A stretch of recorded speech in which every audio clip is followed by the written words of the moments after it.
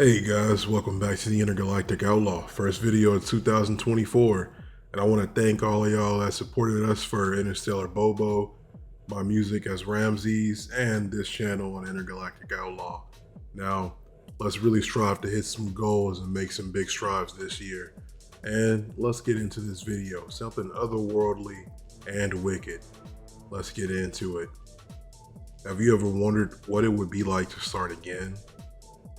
Have you ever played an RPG and in the middle of that thought, I'd like to try this with a different build? I know during my playthroughs of Cyberpunk, Skyrim, and Fallout, I've often thought about starting with another build. But a lot of times I was always too deep to really go and get that other build. I didn't want to delete my game or start over or have to go back to the very beginning. However, there is a genre of game that will allow you to do this and keep access to the tools you had, access to some of the weapons you had, and some of the equipment that you unlocked along the way. Although doing so means you've most likely already been here before.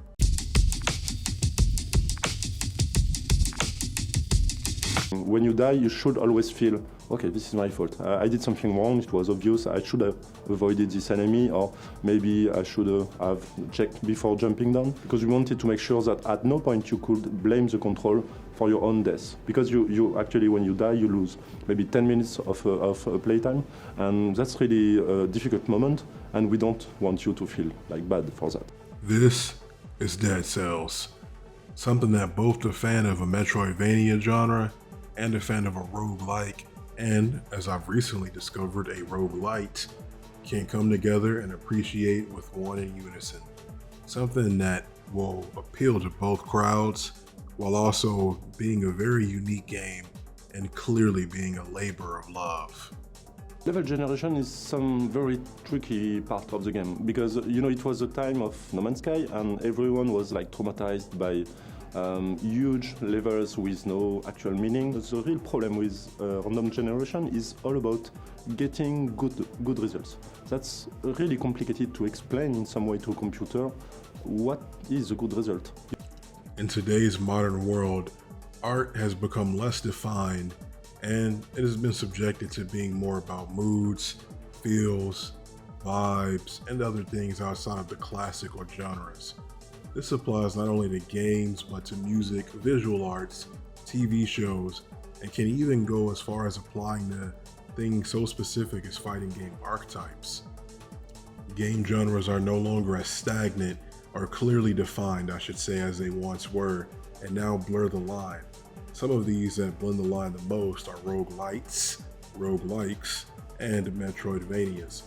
I've described metroidvanias before in my last Faith video, which I'll link in the box below. I won't be going over what those are, but I will be going over roguelikes and roguelites, something that fans of games like Risk of Rain would appreciate. Roguelikes are games traditionally featuring some kind of dungeon crawling, an RPG-esque system, power-ups, level-ups, and other tools that make you more powerful, and what I think is the most important and notable feature, the randomly generated levels. In this genre, in the roguelites and in roguelikes, this I think is perhaps the most standout feature, as you see this predominantly in this genre. Games like Risk of Rain feature this, and even the subject of today's video, Dead Cells, also features this, where you can not only unlock stuff by leveling up, but you also power up during your run, and based on your actions in that run, you can unlock, like say, instead of just achievements, characters in a game like Risk of Rain, instead of just unlocking certain achievements or building your power up for your next run. If you die in that run in a roguelike, you're done for, that's it. But in a roguelite, if you die, you still have access to certain features of the game that doesn't make that run feel completely starting from the top. With these randomly generated levels and in roguelites, that feature of keeping some stuff after you die, it can also feel like death is just a mechanic in the game. basically having you start over, having you lose all the items you used to either get halfway through that run, complete that run, or however far you made it, and then unlocking new weapons, new builds, new characters, and new things and new ways just to explore the same game. And you combine this with the randomly generated levels, and you have a game that can almost feel fresh every time you play it. If you don't mind that you won't feel that feeling of progression, what you will feel is a feeling of discovery. In this genre of roguelikes and roguelites and metroidvanias and so on and so forth, I think the wonderful thing is that you'll find a combination of games that kind of blend all of it, that kind of blur the line between a lot of it. And in today's video, the game we're talking about, Dead Cells, blends that line between metroidvania and between roguelite. Me personally, I'm not really a roguelike enjoyer. I like progressive games. I like RPGs. That kind of is really more of my thing. I like fighting games, games where you do have a sense of progression, and games where you're not just exploring, a different level technically, yes, but it still looks the same, kind of feels the same. I don't like these games where I feel like I'm in a loop, unless it's a game like Deathloop, which is something else, another game I may talk about. But in this game, Dead Cells, I think that it's found a strong point here. Dead Cells, having uniquely combined Metroidvanias and roguelites, I think that it's very satisfying when you have that Metroidvania-esque combat and those weapons. And not only that, but I've mentioned it's a labor of love. So many references, and you can just traverse new areas and you use abilities to unlock new areas, just like you would in a Metroidvania game.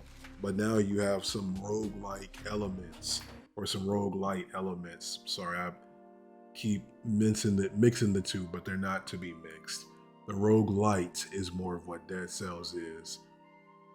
And so in a game like Dead Cells, when you can go and play a Castlevania level, or even fight Dracula or fight Death, people that you've seen in Castlevania, when you combine that, I believe, with the randomly generated levels, that's when you get into some serious fun. And I gotta say, this game is serious fun. If you're a fan of Blasphemous, if you're even a fan of Hades, and I would honestly say if you're a fan of Risk of Rain Returns or Risk of Rain, this is definitely gonna be a game you wanna check out. Let's do a deeper dive into what this game, Dead Cells, has to offer. And it has a lot of customization. In short, to get into the experience I had with Dead Cells, it's amazing. So if that's what you came here to hear about, then it's an amazing game. I talked about roguelikes before this part, and I talked about Metroidvanias and roguelites, but this game, being a mix between all of it, is really good. This game is something that feels so satisfying to have a great sword or a scythe or a magic spell even, and just be mowing down waves of enemies. If you're a fan of like classic Metroidvanias like Castlevania, you'll also love this game because it has so many references and costumes where you can even dress up as Alucard, and I believe it was Trevor Belmont. The environments in this game are never dull, with the exception of one, which I'll come back to. The majority of environments feel grand, such as the ramparts, the dilapidated Arbitorium, and one of my favorites that I saw a lot, the Fractured Shrines. These types of environments are all beautiful and often contain some of the most interesting parts of the map to explore. I often found myself feeling things of nostalgia because of the level design reminded me of games that I used to play as a kid in the 2000s or in the 2010s. I'd play a platform game on a GameCube, or it kind of reminded me of like stuff you'd be able to emulate from an older console like an N64, which isn't a bad thing. I think a lot of these platformers and the way that they were more creative back in the day really translates well here, because it feels like a modernized version of that. And this is such a great creative endeavor. The only level that I did think was kind of boring was the sewer level. The sewage level, it's just where you start off at. So there's a lot of things you can interface with. It's your hub. You can get to your boss rush. You can change your outfit. You can interface with a lot of the basics of the game, but it's just not necessarily the best looking part of the game. Speaking of which, in Dead Cells, this game is super customizable. As you might have picked up from what I've been saying, you got 3 trees you go down. I mean, this is an old game, so I'm sure we all know it. Survival, tactics, and brutality. These will help you specialize in different weapon sets and items, and brutality will be kind of more like a rushdown build for those of my people who are into fighting games. As where tactics is more of your zoner, and survival is more like your tank class. While you can spec into any 2 classes, it's really better to spec into one and specialize in one during your runs. Specializing in that one allows you to hit harder and allows you to really capitalize off of the skills for that class. Personally, there's also that RPG-esque elements, I think, when you're getting into which weapons you want to use, what weapon sets, what magics, what items are you going to use, just different things like that. I had a run where I played as Alucard from Castlevania, and then I had another run where I played as Commando from Risk of Rain. Each time I did that, I put on a different skill set, I put on a different costume, and it really truly felt like I was playing a different character. And so with this game, that customization is just great. There's even a Blasphemous outfit from what I've seen, although I couldn't quite find it in my playthrough of the game, but I have heard of some of the references to Blasphemous in the game, Guacamelee in the game, and just Risk of Rain and other Metroidvanias, and not even just Metroidvanias, but just other games, perhaps the Day of Love referenced in this game. There was a sword you can get from Hollow Knight that's also in this game. So it's a lot of fun and it's super customizable. Gameplay wise, like I mentioned before, I mean, taking a great sword that drops a bomb and leaves an icicle and shoots out a fireball, it all sounds pretty goofy, but it's very satisfying using this combat against the enemies they have, and the enemies constantly get harder and harder. So it's not like you'll never face a challenge. You're always challenged in this game. This is not an easy game. No matter how powerful that you can get, you will face a challenge in the game. You will die a lot, and you'll have to adapt in order to have a good time with the game. But with each weapon, with each class, you find a different way that you can tackle the game. With each element or with each add-on that you forge into your weapon, you find a different way to build a class, to build your character and really get into that customization system. And so just as much as being a roguelike and just as much as being a Metroidvania is a part of the identity of Dead Cells, I would say customization and the love for the just Metroidvania and all kinds of like hack and slash games and roguelike games are at the core of the identity of Dead Cells. You really are a pile of cells and an amalgamation of things. If I have to complain about anything in the game, since this is the part where I've been telling you about the game, if I really have to reach to find a gripe, maybe the music is not the best music I've heard in the Metroidvania or roguelite. Risk of Rain has a really good soundtrack. Risk of Rain Returns has a really good soundtrack. Blasphemous has a really good soundtrack. Castlevania has a really good soundtrack. So these games have amazing soundtracks typically. I would say just in terms of the music department, Dead Cells isn't hitting as hard as Blasphemous, and it's not hitting as hard as clearly Prince-inspired Risk of Rain music. But it's got its own, I guess, quirky kind of stuff if you like this Renaissance-y sound. And if you like this type of thing, maybe you'll like it. But if I have to reach and really find something wrong with the game, the music could be better. But that's just personal choice at the end of the day. Metroidvanias have become so huge and possibly one of the most emulated genres in indie games. Whatever you want in a metroidvania, you can find. Whether it's a roguelike, or whether it's Hollow Knight, whether it's Blasphemous, I've said this stuff, 9 Years of Shadow even, whatever you want, it's possible to find within this genre. It can be really custom tailored to what you like.